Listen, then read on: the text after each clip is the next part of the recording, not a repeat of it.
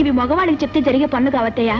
మనం చెప్పినా చూద్దాం చేద్దాం అంటారే గాని ససీమరా పట్టించుకోరు. ఆడవాళ్ళమే ఇంటి హంగు అలంకరణ చూసుకోవాలి. ఆ తర్వాత వాళ్ళు చూసి మురిసిపోతారు. కాదు, నీలాగా ఖర్చు పెట్టే భార్య ఉంటే భర్త మురిసిపోవటం కాదు, మూర్చిపోతాడు. ఇందులో మూర్చిపోయింది ఖర్చేమైందండి? ఇల్లానికి పూలు గాజులు ఎంత అవసరం, ఇంటికి సామాన్లు కూడా అంతే అవసరం. కావచ్చు, కానీ చేతులున్నాయి కదా అని మోచేతి వరకు గాజులు తొడగరు. అంత విపరీతంగా ఏం ఖర్చు పెట్టానండి? Dining table, sofa set steel సామానేగా.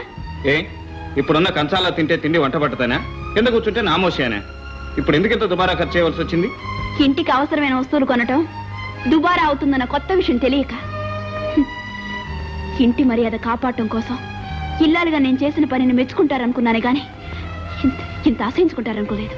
ఇంటి మర్యాద ఇల్లాలను బట్టి ఉంటుంది పద్మ, ఇంట్లో ఉన్న వస్తువులను బట్టి కాదు.